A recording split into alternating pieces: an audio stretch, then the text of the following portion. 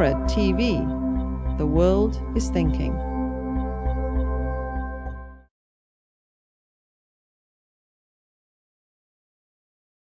want to welcome you all to Stern College for Women at Yeshiva University. This is the Dr. Marsha Robbins-Wilf Scholar in Residence program. And tonight's discussion is going to be about what to do about Iran's nuclear program. We couldn't have timed it any more perfectly with the commencement of the review session for the United Nations discussions on the Nuclear Non-Proliferation Treaty commencing today.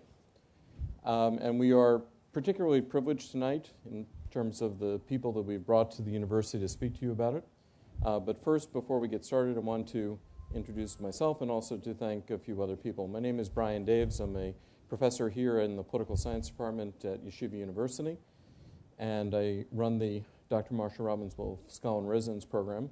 And I want to thank a number of people. First, Dr. Robbins-Wilf, whose support of the university and Stern College makes all of this possible. And I'd also like to thank Dean Karen Bacon, as well as the various staffs of both the Dean's office, the Communications office, who've helped and the Events office that have helped to make this work so well. Just want to give you an idea as to what the format of tonight is going to be. We're going to first have a discussion, first with each of our speakers opening up and giving their overview of the problems that are associated with dealing with Iran's nuclear program. Then we'll have a discussion, and then we'll open it up to questions from the audience. We've distributed index cards to you all so that you can write questions as you wish, and then you can pass them along the aisles, and someone will come by to pick them up and pass them up front, and then in the last 20 minutes or so we will pose questions to the speakers. So, I'm sorry? If some more cards could be distributed by the event staff, that would be appreciated. And what I'd like to do is to introduce tonight's speakers. I will actually do so in alphabetical order. First in the center is Elliot Abrams, who is currently a senior fellow at the Council on Foreign Relations. During President George W. Bush's first term in office, he served as assistant to the president and senior director for democracy, human rights, and international operations.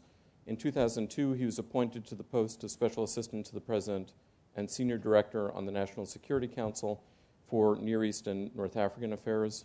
At the start of President Bush's second term, Mr. Abrams was promoted to deputy national security advisor for global democracy strategy, in charge of both promoting President Bush's strategy of advancing democracy abroad and of U.S. policy in the Middle East. Mr. Abrams served in the State Department during all 8 years of President Reagan's administration. In 1981, he became Assistant Secretary of State for International Organization Affairs.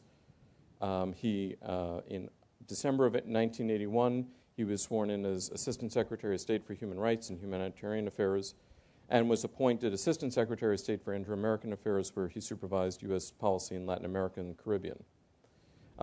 He also worked in Congress and served as Assistant Counsel to the U.S. Senate Permanent Subcommittee on Investigations, and also as Special Counsel to Senator Henry M. Jackson, and also as Special Counsel to then Chief of Staff to Senator Daniel Patrick Moynihan.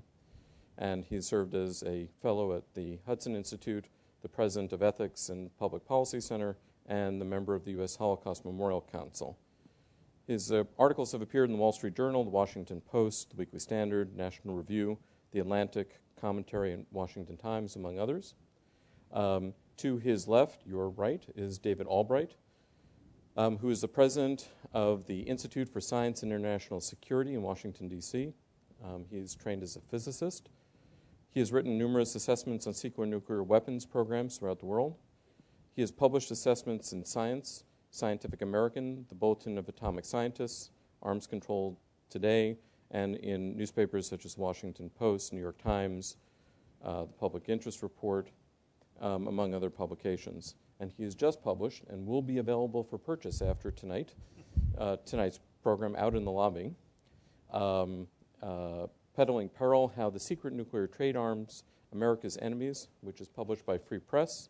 And you can purchase it after tonight's program. And Mr. Albright has been gracious enough to sign autograph copies for you. He's been often cited in the media and has appeared frequently on television. And he has been on networks such as Fox, MSNBC, CNN, ABC World News Tonight, 60 Minutes, among other broadcasts. Mr. Albright cooperated actively with the IAEA, the International Atomic Energy Agency Action Team, from 1992 until 1997, focusing on analyses of Iraqi documents and past procurement activities related to Iraq's nuclear program. In 1992, he received the Olive Branch Award for a series of articles he wrote on the Iraqi nuclear weapons program for the Bulletin of Atomic Scientists.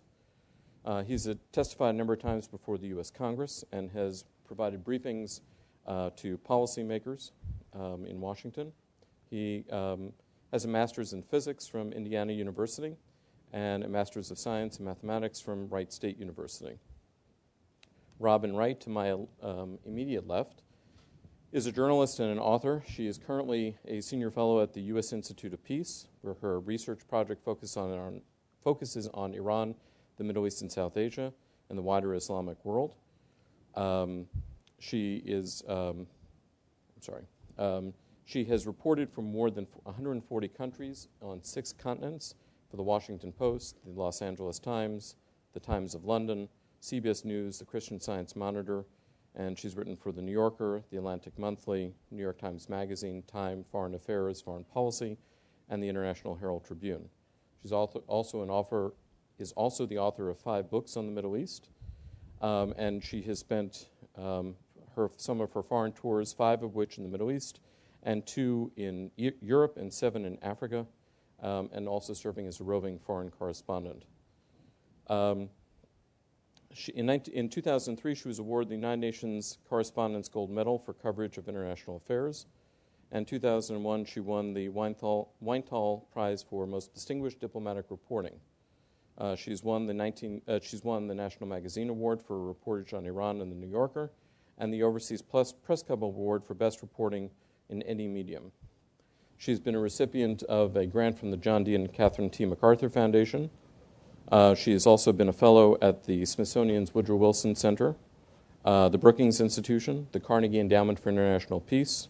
She has also been at Yale, Duke, and Stanford universities, and the University of California, Santa Barbara, and the University of Southern California. She received her BA and MA from the University of Michigan.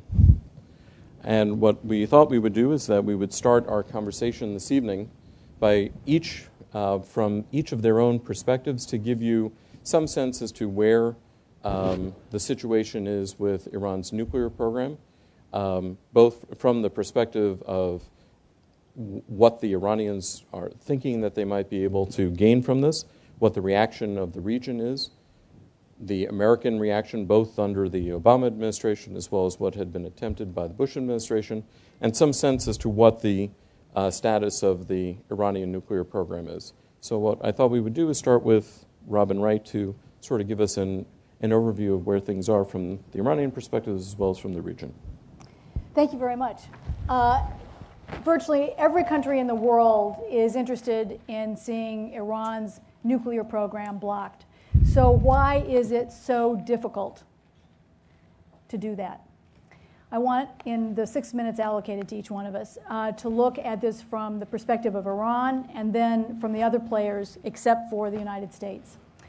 Now, as hard as it is for us to believe, even though Iran has the largest military capability outside of Israel in the region, it actually feels incredibly vulnerable for a lot of reasons.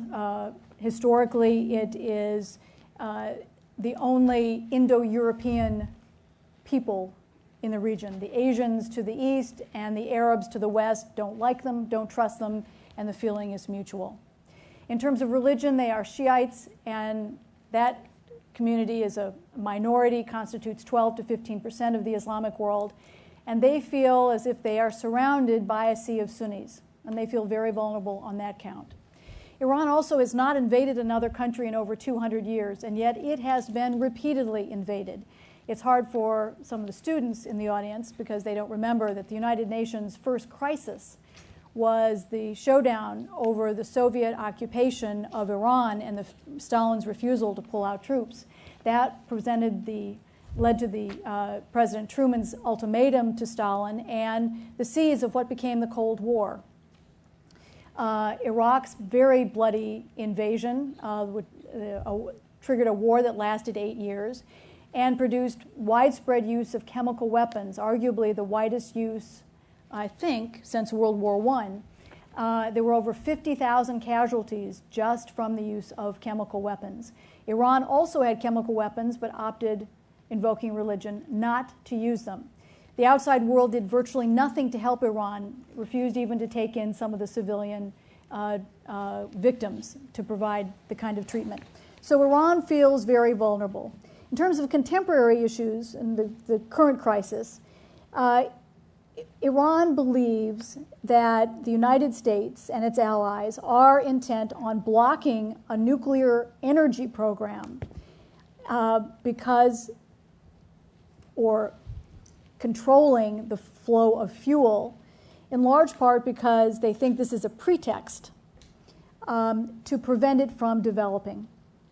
That the United States, in its recent offer to provide fuel for Iran's peaceful nuclear energy program, would give, in effect, the United States control over the fuel cycle and could use it to hold Iran hostage when it wants to make demands down the road.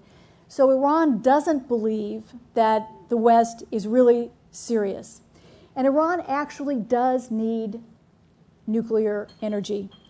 After the revolution, the clerics came to power and called on Iranian women to breed an Islamic generation, and boy, did they.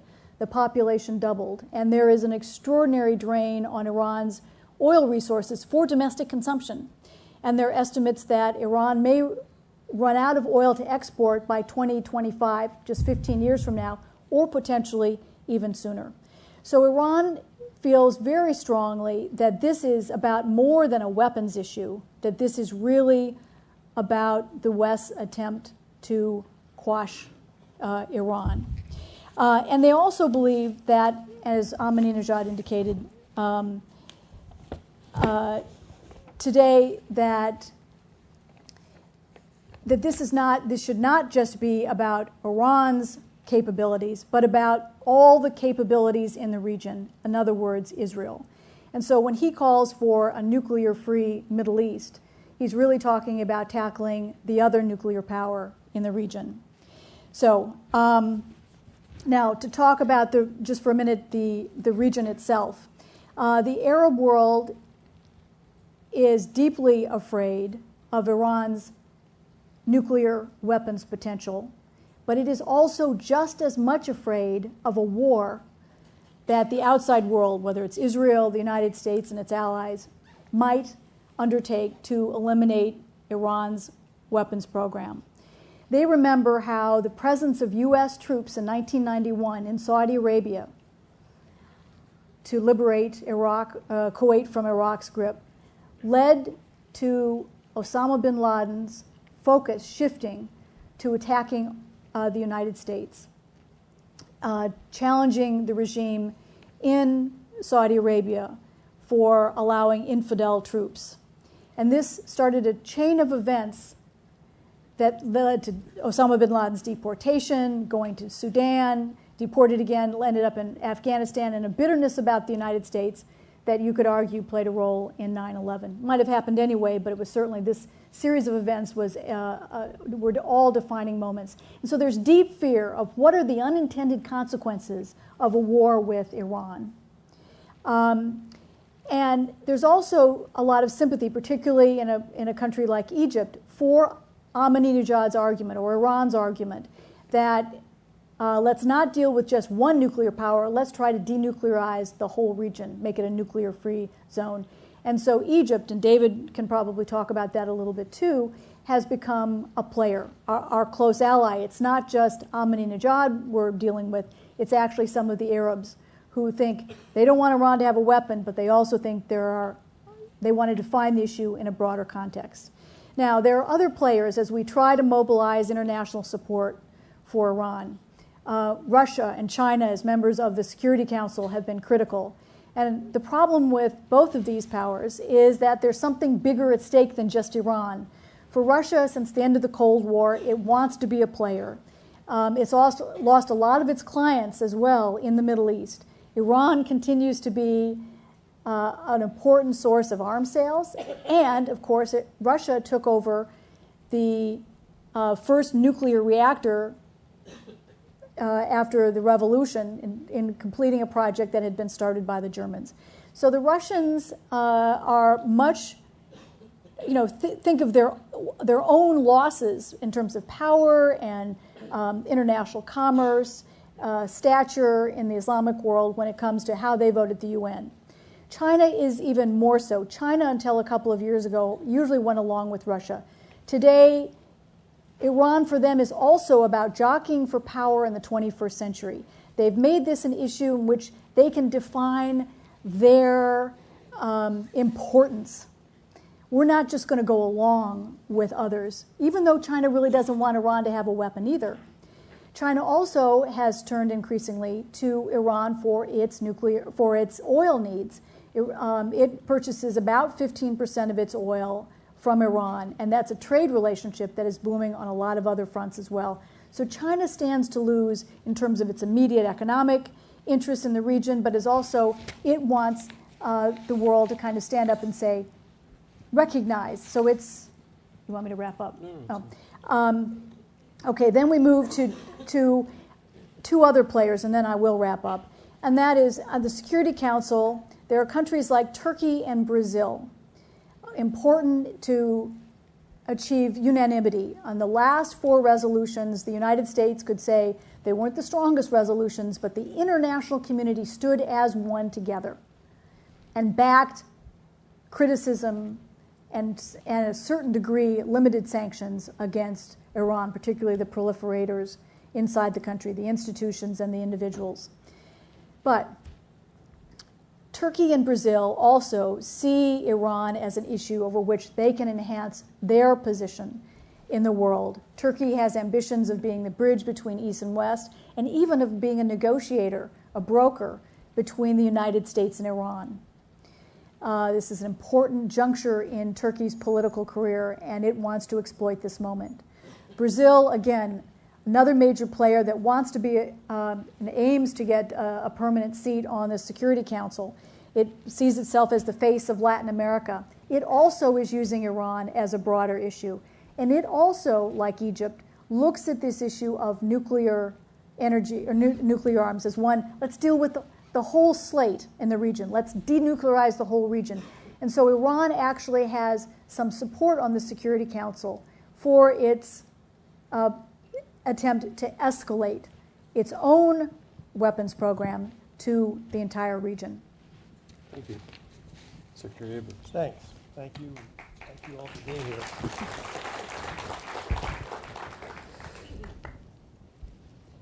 I think we should start with where the United States and our allies was or were 10 years ago, say, 5, 6, 7, 8 years ago. We were faced with, in a sense, life presented 2 options for Iran. We could agree to, we could accept without action the Iranian building of a nuclear weapon, or the other pole, we could bomb Iran. Now, those two options existed years and years ago. They existed certainly as far back as the beginning of the Bush administration. And the main effort of the Bush administration and our allies in Europe in particular, France, Germany, England, was to create a middle option. To create a middle option using sanctions and diplomacy. That is, to push Iran away from a nuclear weapons program by cajoling them, by inducing them, and by punishing them through economic sanctions. That was the fundamental Bush approach and British, French, German approach, and it is has been the fundamental Obama approach. Now, so that would in a sense be the middle approach, the third one. There's a fourth one now since last June 2009, which is regime change, but not regime change by us, a revolution in Iran, which would presumably change Iran's foreign policy. So that provides, in a sense, another way out of the mess we're in. Prior to last June, whenever there were discussions about discontent in Iran, you heard a great deal about how, well, it's the rich people in North Tehran, or it's a bunch of students. Students don't matter, as everybody at Stern College knows. So the argument was students, rich people, not central to the political culture of Iran. I think that since last June we can see that's not true, that Iran is in a major political crisis. Now, it's our policy. It is U.S. policy. It has been U.S. policy for years and years that it is unacceptable for Iran to have a nuclear weapon. I'll just quote the line from what Secretary Clinton said last week to the American Jewish Committee. The United States is committed to pursuing the diplomatic path, but we will not compromise our commitment to preventing Iran from developing nuclear weapons. If that's our central goal, if it is unacceptable for Iran to get nuclear weapons, I would say that there is still time. The reason I think there's still time is that if you could get really crippling sanctions, the Ayatollahs know, as we do, that there's a political crisis in Iran. They don't want that political crisis to become worse. If you think of things like, well, there's one thing you need to do for crippling sanctions, is petroleum sanctions. You stop Iran from exporting oil, and you stop it from importing gasoline. You do that, you are destroying their budget. You are creating gasoline lines. You are preventing public buses from running on schedule. You're going to have a very discontented population. And the idea is, of course, that in those circumstances, the Ayatollahs would say, well, we can have a revolution here. Let's just slow down the nuclear weapons program and make some kind of deal. I actually think that could still work if you could get crippling sanctions. But I notice that we don't hear about crippling sanctions anymore. The administration has come down now to talking about sanctions that bite, whatever that means. And I will tell you that what's going to come out of the Security Council are sanctions that nibble, not sanctions that have any significant impact on the Ayatollahs. It's just very unlikely. Why is it unlikely? Russia and China, above all. There's no indication that Russia and China are going to agree to crippling sanctions. The story of the last 5 years is a story of Russia and China delaying UN action against Iran and weakening those resolutions when they come. Now, we're spending, you remember there was a deadline of the end of last summer for Iran's nuclear program? There was. Our new president said that was the deadline, it's around Labor Day. Then it was the end of 2009. That was a deadline. Then the deadline was, well, we're going to get a resolution in March. We're not going to get a resolution, obviously, in March or April. I don't know whether we're going to get a resolution in May, and when it comes, I suggest to you that thanks to the Russians and Chinese, it won't be the kind of pow in the mouth, pow right in the nose, that the Ayatollahs would see as threatening to their political future and would therefore take seriously. So I would say the U.S. is not really pushing the kind of harsh sanctions that could be effective, possibly effective. And the administration is similarly not really pushing for a revolution in Iran. It has given surprisingly little support to the green movement from the time in June when really said almost nothing after the elections. We're doing more now, but we're not doing I would say, as much in terms of moral support, even as the Europeans are doing it. So where are we here? The alternatives. Remember, I said we started out with two alternatives: acquiesce in Iran's acquisition of a nuclear weapon, or military strike.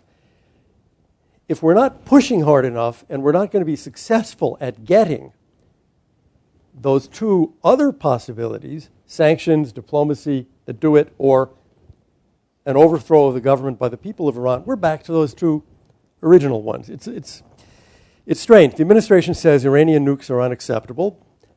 So it is theoretically, it's got to be against the option of doing nothing and accepting it. But it's not really pushing sanctions with all the strength it can muster. It's not really backing the green movement as strongly as it could. And it keeps saying that a military strike would just be catastrophic. What I suggest is that the rhetoric, unacceptable, and the policy are not in alignment. Our declared policy and our actions are mismatched, as they have been for years, and to be fair, they were in the Bush administration as well. We talked a tougher game than U.S. policy actually carried out. The United States seems to be unalterably opposed to Iran acquiring nuclear weapons and incapable of acting to stop it. Let me just add a few additional comments in the brief time I have left. First, on a military strike. The administration is really against this, but I don't consider it impossible that down the road, a year or two, they'll end up there. What happens in the next year or two in world politics, U.S. national security, American politics, no one can predict. I would also suggest that the old view that a military strike on Iran clearly, inevitably, unarguably helps the Ayatollahs, creates a rally around the flag impact that adds longevity to the regime, is no longer clearly, absolutely inevitable. That argument is, I would say, an assumption. It's an argument. It can be challenged. It should be argued out. Just a word on containment, because a lot of people say, the worst thing that would happen is a military option, a military strike on Iran. Instead of that, containment is a lot better. And what I want to remind everybody is, containment is a military option. Containment doesn't consist of speeches. We didn't contain the Soviet Union through speeches. Containment is a policy in which you say to, in this case, the Ayatollahs, thus far and no further. If you do X and you do Y, we will strike Iran. Just as with the Soviet Union, for example, there were clear red lines involving, for example, troops going into Germany. Containment is a military option. It's not just talk. And people who sort of say, well, just contain them should recognize that it is also something that concerns the United States military. The problem I think we have now is no one will believe us when we say it. For 5 years, under two presidents, we've been saying it is unacceptable for Iran to get nuclear weapons. Now, where we may be in a year or two is we will accept it, and then we'll say, okay, new red line. If you go beyond this, we'll strike Iran. Now we're going to strike. We wouldn't strike before a non-nuclear Iran. Now we're saying we will strike a nuclear Iran. After all those years of speeches about how we would never accept a nuclear Iran, I don't think Iran is going to believe us. I don't think Iran's allies are going to believe us. I don't think Iran's enemies are going to believe us, which puts us in a difficult position. Summary. The window of opportunity for sanctions and diplomacy is closing fast.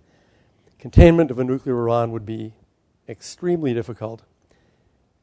And I would argue that a strike, a military strike at Iran's nuclear facilities should be viewed as a realistic option. And when we examine the other options, perhaps the best of some extremely bad ones. Thanks.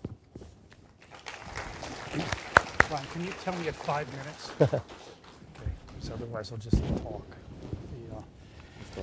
Well, I'm the technical person, so my job is a little different than to talk about policy. Although I think I'll add some things from more of a scientific or technical motivation. Let me call it that. Let me first just state what we at ISIS and many others believe are essentially just facts about the situation. The first is, and it's a fairly conservative statement, is it's just hard to believe that Iran isn't seeking nuclear weapons. But it's extremely hard to prove that they're seeking nuclear weapons, and that's part of the reason we have such trouble internationally. Robbins pointed out that Iran does have a civil nuclear energy program, quite a large one, and you can't help but think that hidden inside that civil nuclear program is a nuclear weapons program.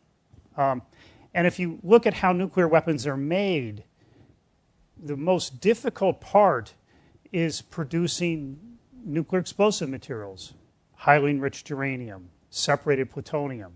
Iran pursued two approaches. In fact, it used to say this, that it didn't know which would work, so it's going to pursue uranium enrichment and a program to make plutonium. And in 2003, the head of the Atomic Energy Commission said, well, both worked. And they have a uranium enrichment program, and they're developing essentially a reactor, indigenous reactor to make plutonium that will come online in a couple years. And so you have a situation where Iran is focusing on the things that are the hardest part of making a nuclear weapon. The weapon itself is not easy, particularly if you want to put it on a missile. But those tasks are easier than getting the material. And Iran says that all these activities that could lead to nuclear explosive material really aren't that at all. They're just peaceful nuclear energy programs that are actually very poorly justified from an economic point of view. Iran has to seek out essentially a view that it has to be independent. In essence, take a position that almost no other country in the world takes, regardless of their situation, that somehow it has to be alone and able to produce everything in the nuclear energy sector that's needed, when in fact most people would interpret it as Iran seeking the capability to develop nuclear weapons, namely have an enrichment program that's growing and have a reactor that could then produce plutonium. And Iran's been developing this for years now, and it's if we call it a nuclear weapons capability, it's a broadening capability and it's a deepening capability. Therefore, as this goes on, it has more ways to get nuclear weapons. It used to be that we'd think they have this Natanz uranium enrichment plant. It's underground. They would be able to, in essence, withdraw from the Non-Proliferation Treaty and start making highly enriched uranium inside that facility. Now, the flaw of that is that everyone knows that it's going on, and very likely Israel would bomb it to try to end their ability to get highly enriched uranium. Now we're looking at a situation where they recently were caught building a secret enrichment plant near the city of Qom. They've said they're going to build more secret plants. Their reactor project continues. And so you have a situation where they're, as I said, broadening and deepening their nuclear weapons capability and giving themselves more ways in order to build nuclear weapons, some of which we may not discover until after they have nuclear weapons. So you have a very serious situation developing. On the other side, sort of on the political side, President Obama has tried negotiations, and the Iranians have not been willing to negotiate seriously. And they've made it clear in this process that they're very determined to have this full range of nuclear facilities. And you have to make the kind of sad judgment that there's little prospect of meaningful negotiations at this time achieving constraints in their nuclear capabilities, particularly their nuclear weapons capabilities. We've been learning over the last couple years, I think governments knew this before, but we've been learning that there are people inside the regime, scientists, engineers, that really want nuclear weapons. There's a guy named Mohsen Fakhrizadeh, who could emerge later in history as the father of the Iranian atomic bomb. And that, again, from a more technical point of view, those kind of people can be very dangerous in this situation because they can try to deliver an option to the decision makers, complete. And so that one of the risks we face is that there's groups now that are trying to get Iranian leadership the option of a fully finished nuclear weapons program. That in essence they could work quickly to bring that program out and then deploy nuclear weapons in some way. So you have, in a sense, a technological imperative inside the regime that you have to worry about. Iran, let me jump to another point. I want to talk a little bit about the vulnerabilities of Iran, because I don't think the battle is certainly not over. I think we have to mount a tougher struggle, but it is important to keep Iran from getting nuclear weapons, as Elliot pointed out. Sanctions are hurting Iran's ability to increase its nuclear weapons capabilities. And I write about this in this book, Peddling Peril. These countries don't make these things themselves. They're highly dependent on getting it outside. They have to go overseas to buy the machine tools, the materials, then they have to acquire the know-how. And in the case of Iran, they depended on two strategies. One was getting tremendous amount of secret information about what are called gas centrifuges from Pakistan through A.Q. Khan and his network, and also being able to buy centrifuges from that network. They also pursued their own nuclear smuggling in Europe to be able to buy the machine tools, the materials, so they could then make those centrifuges. Now, they still have to go out and buy things. And there's an opportunity here that's not been fully exploited, but the sanctions help with immensely, which is to disrupt their illicit nuclear trade and to try to identify the gaps and to try to make it so that they can't go out and get the equipment that they absolutely need in order to expand their program. And in recent procurement attempts they've made, you can see that in some cases, they're desperate to get items that are necessary if you're going to operate centrifuge plants.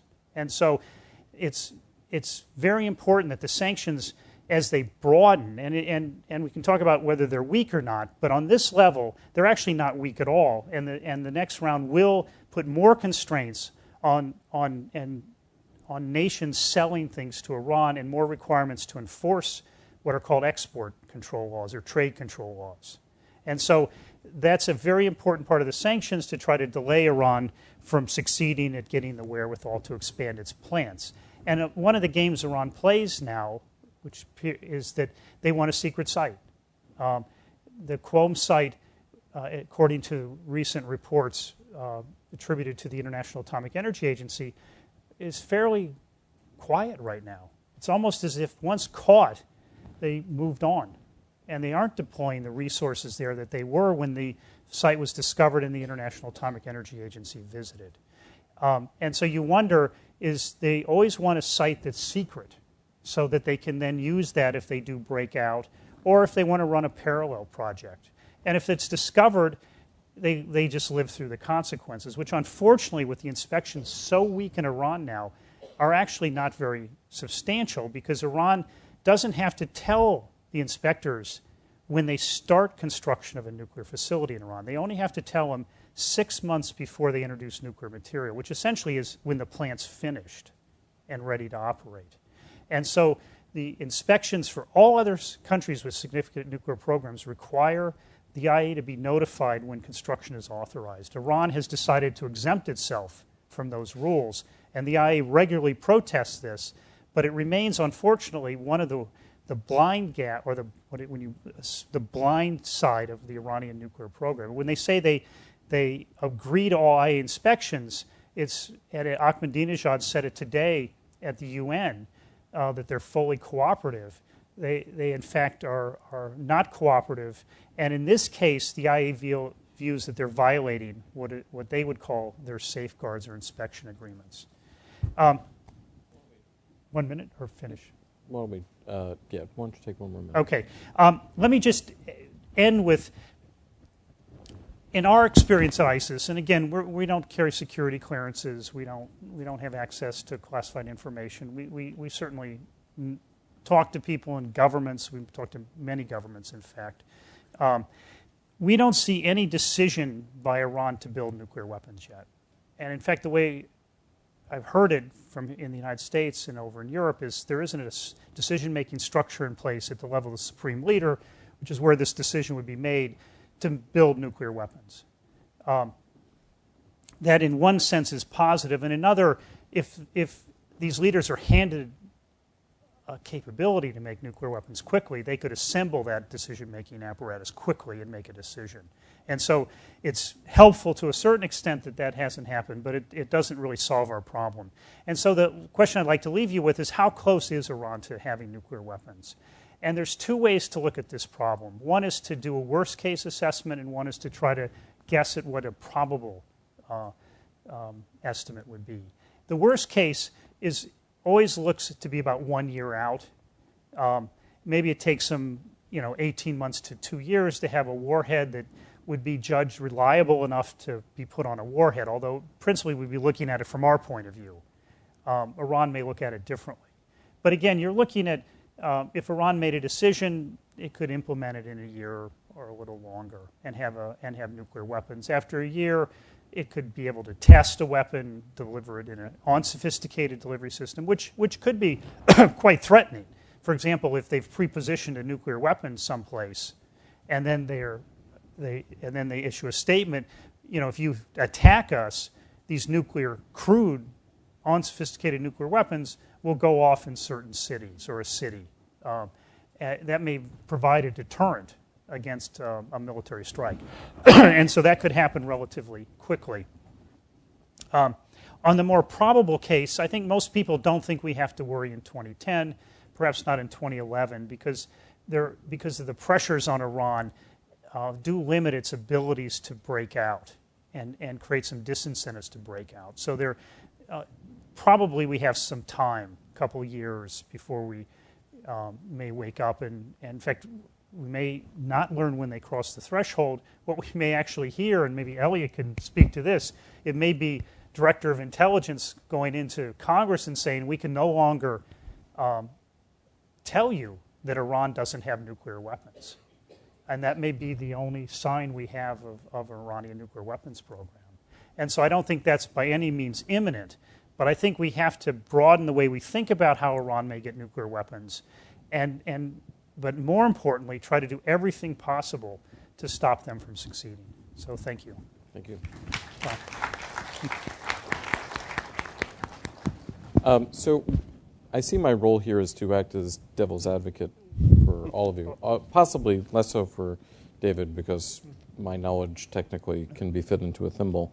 But to at least ask some of the questions that are raised by some of the things that you all had talked about. And I also want to encourage the audience that as you think of questions to please, and the folks who are here with the event staff, if you can make your way up and down the aisles as people start passing their index cards over, I would appreciate that, and then we can bring them forward.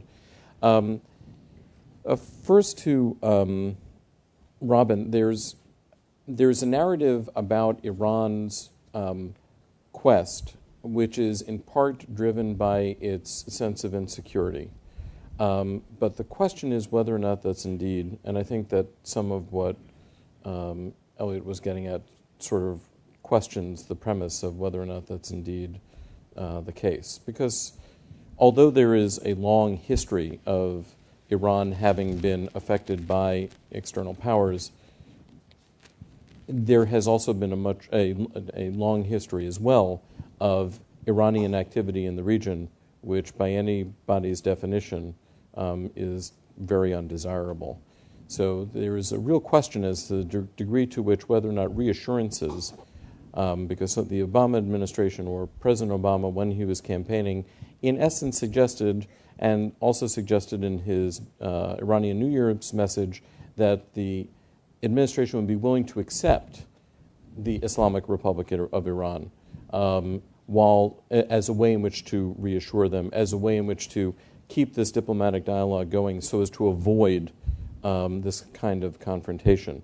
So the question in this period of time since the Obama administration has been in office is whether or not that understanding has in some way been disproven, and that no form of reassurance to the government of Iran is going to be sufficient to be able to convince them that there is no significant threat, and that indeed what their motivation is not necessarily defensive, but is actually offensive in character.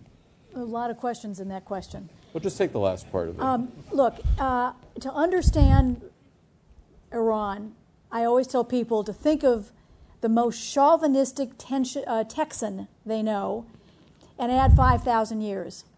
And then you get a sense of what Persian nationalism is about and how ferocious they are in protecting that identity, that entity. It's not just an issue of whether the United States offers them reassurances. 5 of the 9 nuclear powers are on Iran's borders or nearby. And they feel they are just trying to come up to a level where they can defend themselves, having been the victim repeatedly, being a minority. So Elliot and I probably differ on this, but my sense is that even the current regime, as bad as it is not developing a nuclear weapon necessarily because it wants to use it the day after it gets it, but because it feels then that gives it the security that it won't be attacked, and that it's then can say to others, you can't attack us because we have a weapon to attack you.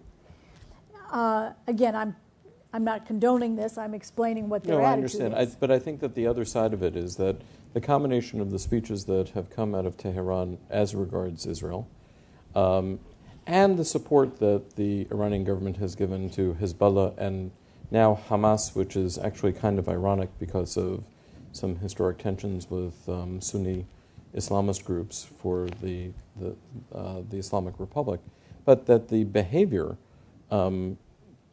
gives some indication that there is a sense of, even if it's not the worst of actually directly threatening Israel, even if we were to assume that that is not the intention, which there is reason to assume that it is, but even if we were not to assume it, that what the goal is to provide a nuclear umbrella for achievement of Iranian goals in the region that would not be achievable otherwise because it creates parity with Israel? I'm not sure. I mean, yes, there's no question that Iran is meddling in the region in ways that are unprecedented.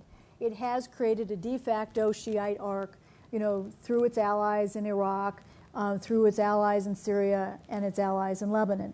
Does that mean they all speak with one voice? Well, in some instances, yes, but at the end of the day, once the U.S. troops are out of Iraq, or it's a lower profile, I think that the age-old differences between Iraqi Arabs and Iranian Persians is going to flare up again. This is a long-standing tension between the two.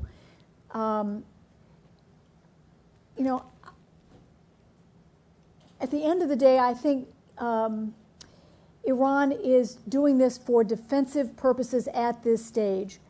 The regime, again, because as strong as we see it, meddling, playing it, very destructive role against U.S. troops in both Iraq and Afghanistan, would argue, look, you've got 200,000 troops on our borders and dozens of warships along our shorelines, and you think we're aggressive? They feel surrounded by the United States and the largest military alliance in the world, in NATO. So that's from their perspective. Do you think the reassurances are going to actually, or that there's anything that could actually be said that is going to, or done? Because that's some of the criticism that Secretary Abrams has offered and other critics of the administration have offered is you're missing the point entirely, that this is not about feeling insecure. This is about trying to assert oneself in the region, and that at worst it's actually there to provide an existential threat to Israel. Well, I think we've also gone through a really interesting transition, as Elliot mentioned, over the last year, but really over the last 2 or 3 years, as you've seen the growing militarization of the regime in Iran. And I think back in 2003, when we had an agreement, when the Iranians said, okay, we lied for 18 years, we'll stop enrichment and so forth, that you were then in a period that you had a different regime in power, a reformist regime, that they saw they were very vulnerable, felt vulnerable because of the U.S. presence, and we were then winning the war in Iraq, and we just defeated the Taliban in Afghanistan. But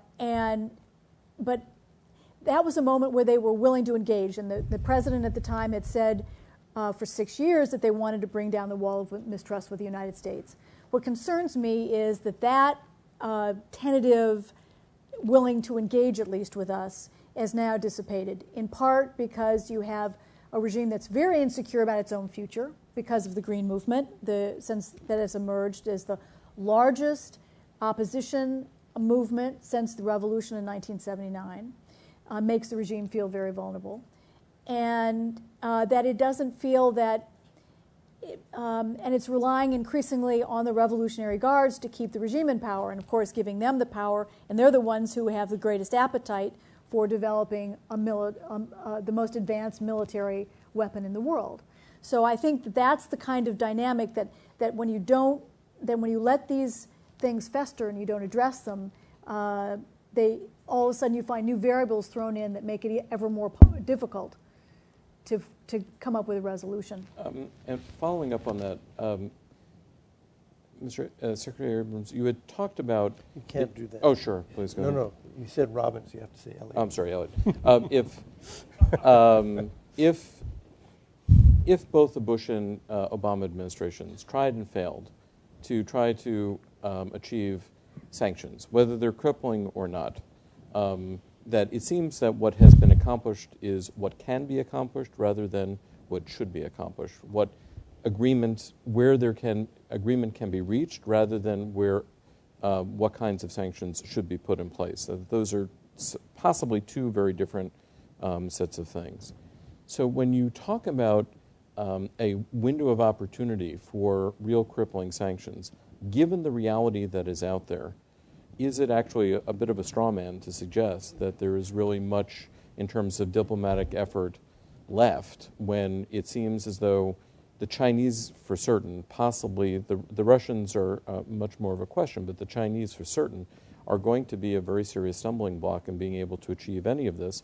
And even if the United Nations were to put it through, you still have to be able to get states to be willing to actually cooperate in the implementation of those sanctions. Well, on the latter, I think you would. I think there are a lot of countries that honestly say, this is an unpopular thing back home.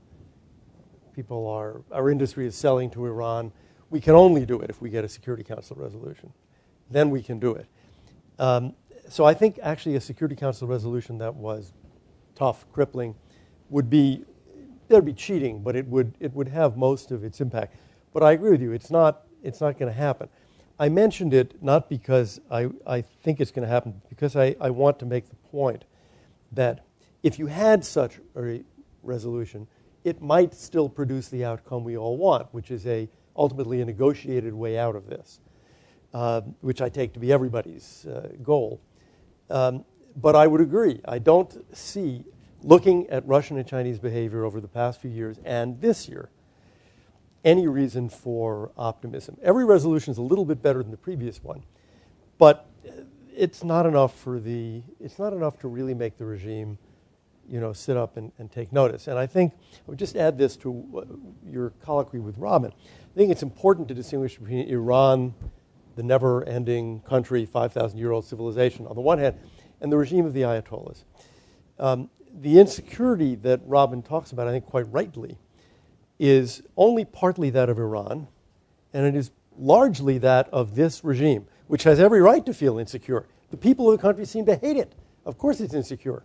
And like many other regimes, like the Argentine military regime that invaded the Falklands, or like Soviet behavior with which we're very familiar, one of the ways you deal with this is to try to prove overseas that you are very powerful, so that you cow your domestic opposition by showing that you are a great power that faced down the Americans and the UN and is becoming a hegemonical power in the Middle East. So I think some of that, a good piece of it, is not Iran. It's this regime in Iran. Argentine and Brazilian and South African and Ukrainian nuclear policy changed when their dictatorships ended and democratic governments replaced them, which had a different view of what the national interest is. And while I think there's a great deal of Persian nationalism isn't what blew up the AMIA or the Israeli embassy in Buenos Aires, Argentina. It's this regime of Ayatollahs that did that. If you could get rid of this regime, you would have a very different Iranian foreign policy, and I would argue nuclear policy. Can I just add one thing? Well, I just want to follow up with one part of that, and that is, do you not run the risk, if the world is not, if the regime or the world is not as you believe it to be, but as Robin believes it to be, do you run the risk of actually accelerating the clock rather than stopping that clock? That, in other words, that the two realities that the two of you describe lead to very, very different sets of policy prescriptions, and that if either one of you are wrong, then we end up with that. If we pursue the policy that you recommend and that you're wrong, we end up with a nuclearized Iran that has been able to suppress its domestic opposition and is also itching for a fight. I mean, that this is, potentially what could as much as misunderstanding Iran's offensive actions in the region can lead one to the false conclusion that you can satisfy them. You also run the risk that you end up poking at a caged animal that suddenly has the ability to really strike at you. Well, I think if we don't get the sanctions we want, and I think most of us probably agree we're not going to, unfortunately, then, and the government isn't overthrown, which I think it'll be someday. The problem is it's not tomorrow. It could be years and years down the road. Well, then you're back to those two choices. Now, I would argue that we know the nature of this regime. It's the largest state supporter of terrorism in the world. It is a regime that continually promises and pledges to wipe out the state of Israel. It is a very repressive regime. If it gets nuclear weapons, after the whole world, including the United States, has said, this is unacceptable. If it gets nuclear weapons in the face of that, I think the question is, will it tend to be quieter or bolder? And I think the answer is bolder.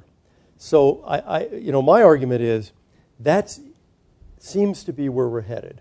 An Iran that faced down the whole international community, an Iran that now has nuclear weapons 1, 2, 3 years down the road, and is going to be an even tougher opponent and a more dangerous country, unless you make the decision at some point there that you just won't let it happen even if it requires a military strike. Then you get into a different discussion, which is a good discussion to have. Would such a strike change the situation fundamentally, or would it just delay it a couple of years but make the regime even worse? David? Yeah, a couple of things. One is, I think it's important in however this develops with Iran is that we don't become acceptance of their program. I mean, if they get nuclear weapons, and certainly want to try to make sure that doesn't happen, but that if they do, that it is like a Cold War with Iran. It's like how we would view South Africa under the apartheid regime, that it wouldn't be accepted and the effort would continue. And I agree with what your point about containment. I mean, if you follow the South African example, there was near constant military conflict from 75 till the peace agreements were reached in the late 80s. And so containment may not remove military conflict, but I think it's important in our mind is not to accept the program. That whatever is going to happen is that it has to end. Perhaps it'll take longer. Let me step back to the sanctions. Again, I agree with both Robin and Elliot have said it. It's going to be very hard. I think you said this too. It's going to be very hard for the sanctions to work politically. But at the same time, what you want to do in those sanctions, and this can be hidden in what looks like sanctions at nibble, is to find bottlenecks, to find places where you are seriously hurting Iran in the way you intend. Good example is financial sanctions, trying to get more banks involved in not doing Iranian business. A new idea that's in the sanctions is try to get it so insurance companies won't insure the ships that bring things to Iran or from Iran. And that's going to be whittled away in the sanctions, but most insurance companies are in the West. And what's going to happen if there's a Security Council resolution passed is the EU is going to pass very robust sanctions. And so you could have insurance companies dropping out of the business with Iran and forcing Iran to find other means to ensure their international trade. Another thing is there's an effort to try to identify things in the petroleum industry where they only get from the West, and to try to close off the spigot. And so, because there are some things that China is not going to make. And so again, and finding those things, I would argue, is extremely important. And I know we've been asked by governments to try to, and I would ask the audience, what are the ideas to find the bottlenecks where the sanction looks like it's a nibble, but actually back in Iran, it's a real bite.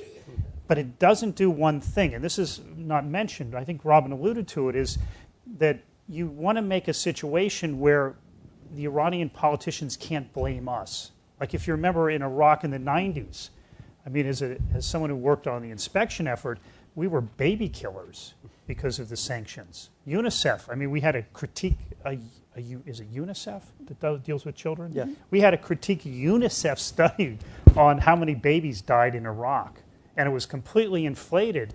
I think they estimated 1 million babies died in Iraq from the sanctions. And the science and the analytical approach was terrible, but the message was horrible to try to refute. And so there's a sense with these sanctions is make sure the blame falls on the regime. And so and that's also part of this, is have it stir up political trouble in Iran rather than be used by the regime against this horrible West. Or as I guess Ahmadinejad today called us the sinners. So anyway. A number of questions from the audience, probably more than any others, all deal with this question that we have yet to deal with, which is what Israel is likely to do. Dennis Ross, who's been put in charge of this portfolio for the Obama administration before the 2008 election, had said that the reason for dealing with Iran is because if the United States don't, the Israelis will, and that there is a lack of desire for there to be some sort of military action on the part of the Israelis. So a number of questions have asked as to whether or not the Israelis are going to act. If they act militarily, what's the fallout from all that going to be? Who would like to start? Happy to. Okay, go ahead. Look, if Israel opts to attack Iran, it will be seen as formally, officially condoned by the United States for a lot of reasons, whether it's we supply Israel, we provided the codes for the overflights of places like Iraq. But there are a lot of reasons we will be seen as supportive of this. I'm pretty convinced that over the next couple of years, the Obama administration is committed not, I think through his first term, not to go to war with Iran. I think that's something they will avoid at all costs, in part because the military doesn't want to do it. I know generals who have told me they will resign if that the military is already overstretched, and that with all due respect to Elliot, that the idea of a strike, a nice clean strike against the 2 facilities in Natanz or any other secret facilities is just not possible because we have so many troops deployed in Iraq and Afghanistan who would be vulnerable to counterstrikes, and that it's more likely, military analysts will tell you, that we would need to take out some of the forward Iranian positions along those borders to make sure that our troops weren't put in harm's way, that it would end up being far bigger than just a nice clean strike. Israel could do a nice clean strike. It doesn't have to worry about its forces, but it doesn't matter whether Israel does it or not. It will be seen as something that the United States does. I just want to add one thing on this whole sanctions issue. And it is true that the United States over the last 2.5 years has discovered a way to get at Iran in a way that hurts them hugely, and that's through these very clever banking sanctions that have nothing to do with proliferation. It's just that Iran's banks don't have anti-money laundering laws, and by international law now you have to know not only where the transaction came from last, but where it began. And as a result, there are over 90 banks around the world, including 3 in China, which is not interested in squeezing Iran, that have gone along with it because they know those banks could end up being, that the world wouldn't do business with them because they can't report where the money came from. The other thing is Iran's own economy is its own worst enemy. When we talk about what damage we can do, it's nothing compared to what Iranians are doing to themselves. 75% of all the revenue Iran has made on oil since the 1979 revolution, 75% has been made under the presidency of Ahmadinejad because of the price of oil. And he assumed when it reached $146 a barrel that it was just going to stay there. And he went through all of it, almost all of it. And there are estimates that he's down to, some pretty low numbers. That with Iran now unable to pay for the subsidies that it gives everybody in this burgeoning population on fuel, sugar, wheat, cooking oil, gasoline, that across the board.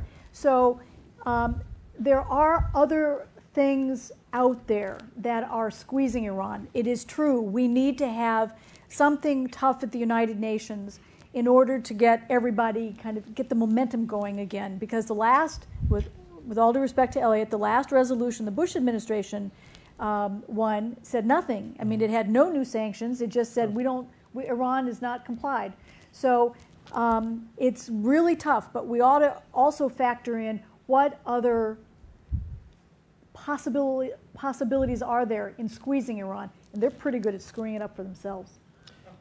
On the Israel issue. We don't agree on the Israel question. I do think that Israel is really not prepared to see Iran become a nuclear power if they can do anything about it. The last thing they want is to have to get into some kind of military exchange with Iran, because Iran has the ability to conduct acts of terrorism against Israel. It has the ability to shoot some missiles at Israel, and it may have the ability to get Hezbollah into the act. And we know from the Lebanon War of 2006 how disruptive that can be for Israel. However, I still believe that if, when the clock nears midnight, and maybe it's a year from now, maybe it's 2 years from now, I agree, we're not at the end now. But if we get to that point, I do think that Israel will strike Iran. And I think they will do it in the way they can do it, and they can't do what we can do. We can do a 2-week campaign of hitting hundreds of targets. They're going to have to do something more along the lines of what they did in Iraq or Syria, with just a small number of targets. I don't know what Iran will do in response. I think it's a very difficult question. Iran has said it would attack American bases in the Gulf. If it would do that, then it is suicidal and its leaders are crazy, and they really can't have nuclear weapons. They really can't. At whatever cost, they must be stopped. I don't know if they're that crazy, which means they wouldn't attack the United States, and they wouldn't attack their Arab neighbors, which could also bring us into the fight.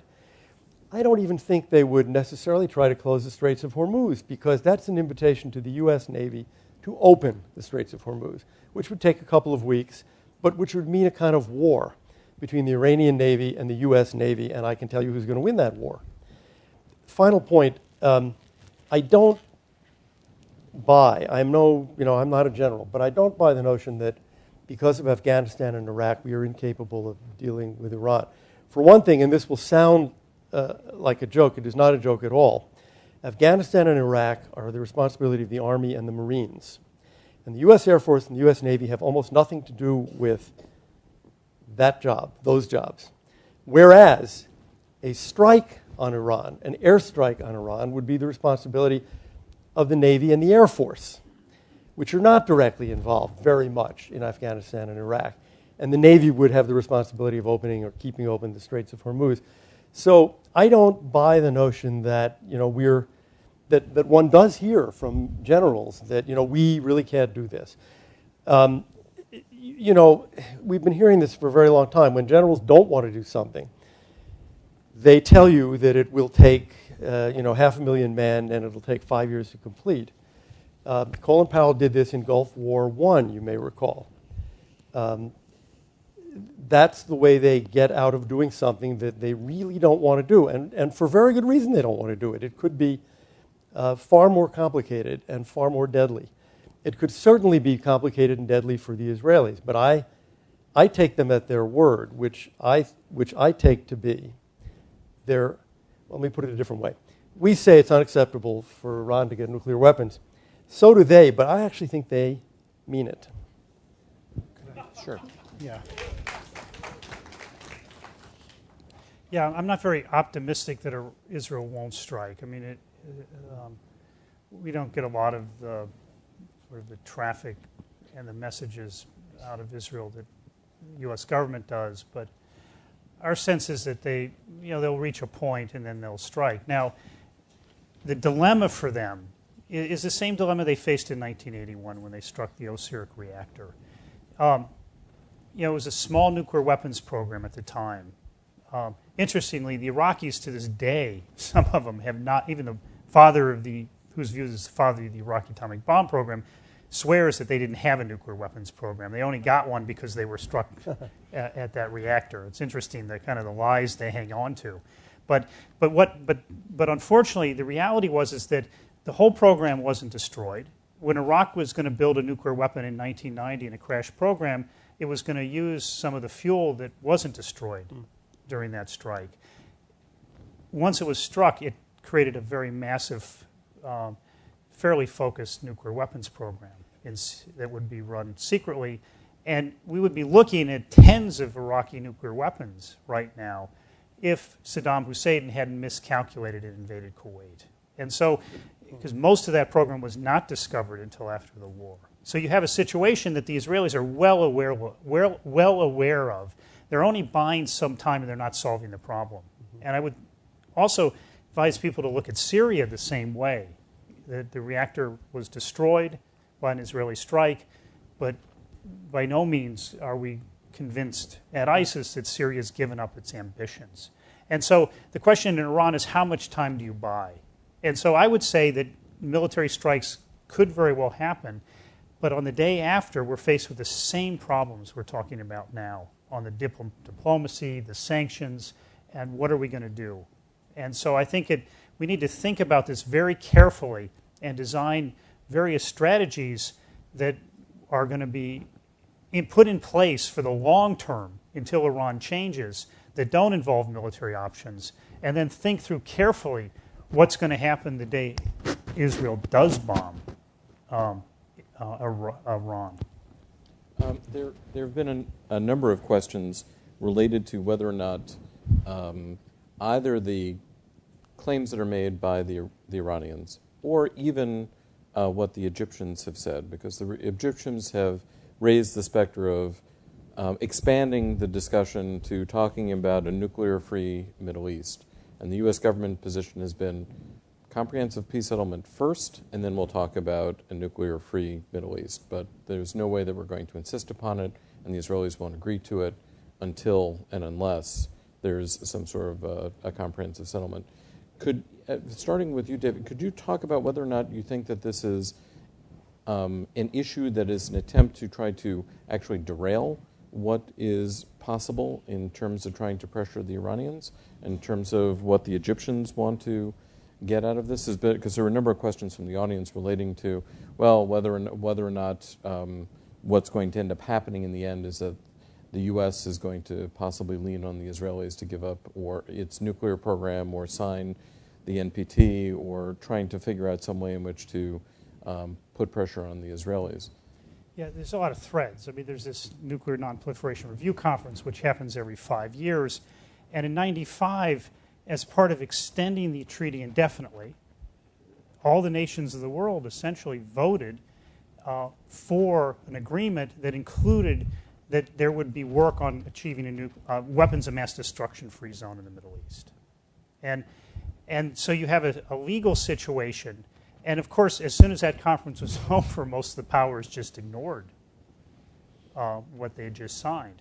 And what's happened in this review conference is Egypt is very impatient, and it's this strange alliance that's kind of informally worked out with Iran, part of which was played out today with Ahmadinejad's speech, is to try to make the weapons of mass destruction-free zone issue front and center, and to, in that sense, drag the Israeli nuclear arsenal into this debate in a way that the United States can't ignore.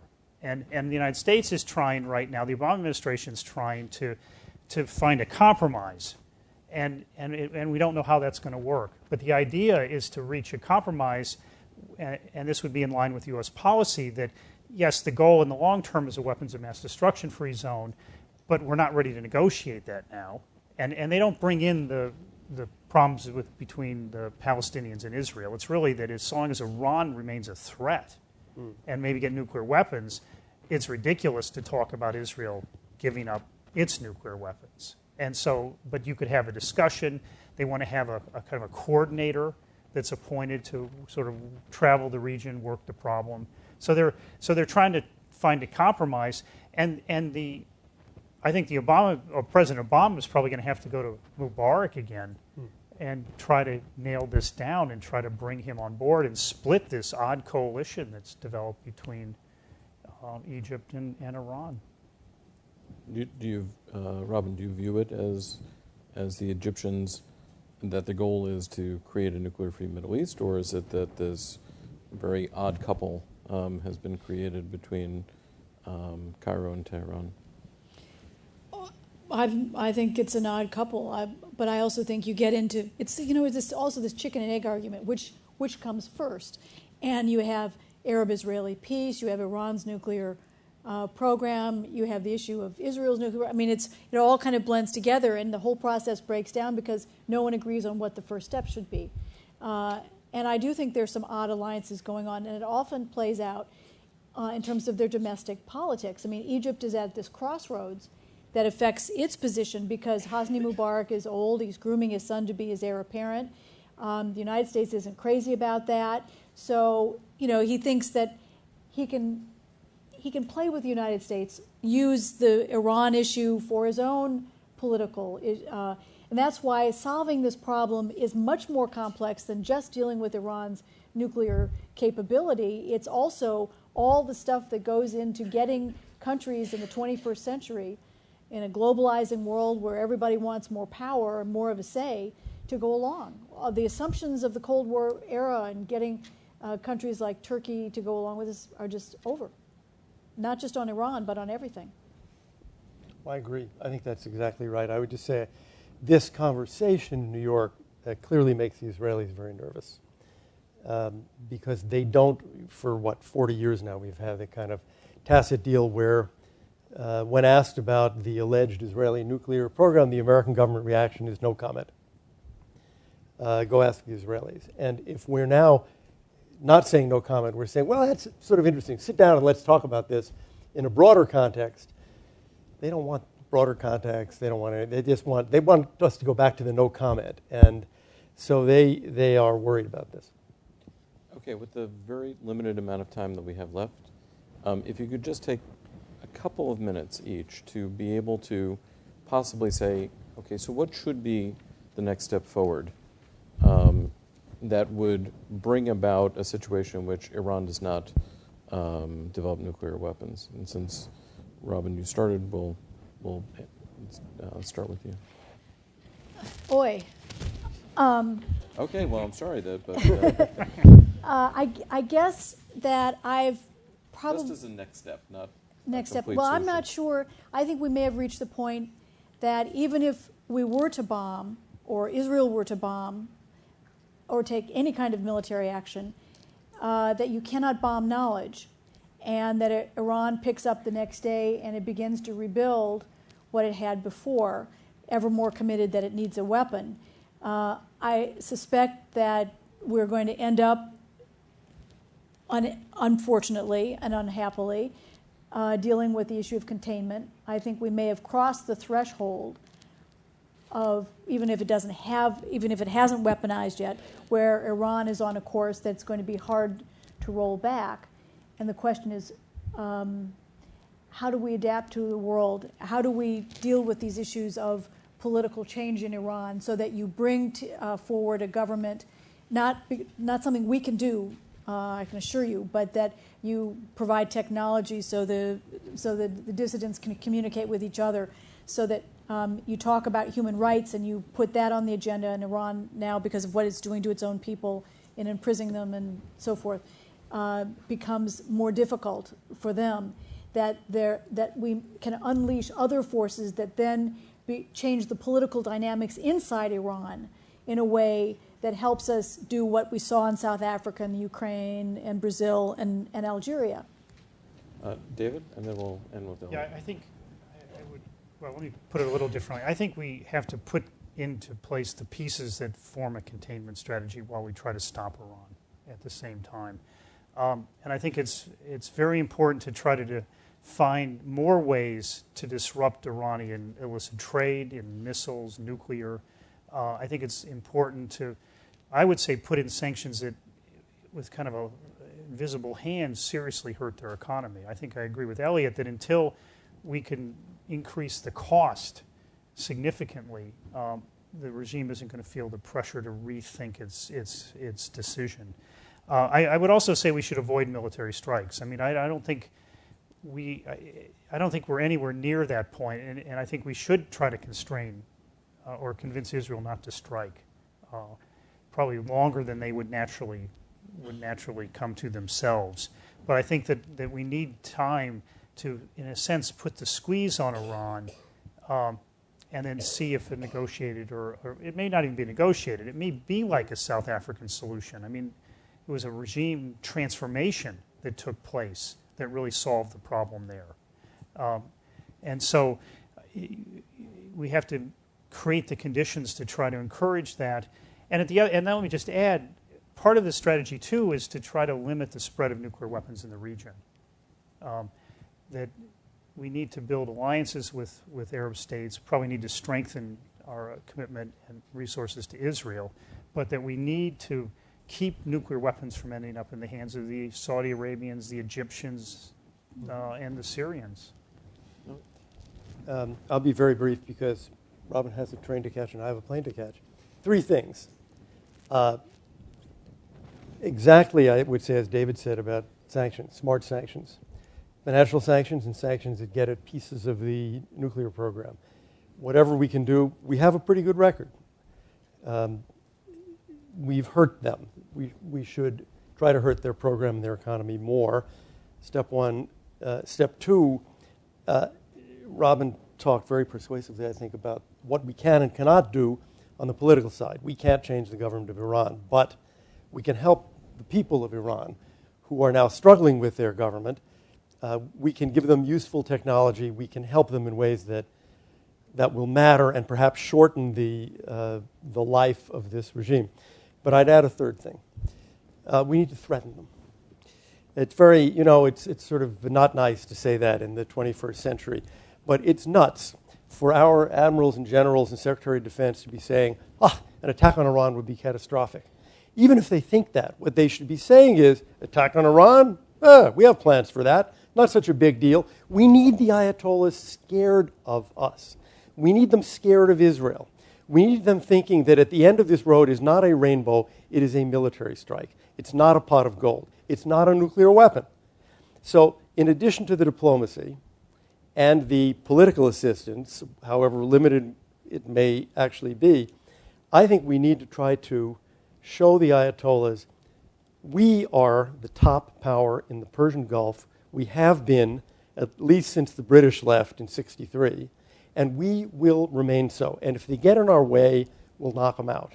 I think that will help magnify whatever chances there are of a diplomatic resolution. Okay. Before I thank everyone, I would like for everyone to just remain seated. Elliot Abrams and Robin Wright desperately have to catch a train and a plane, and so getting them out of the theater is of utmost importance. But I want to thank them all for coming.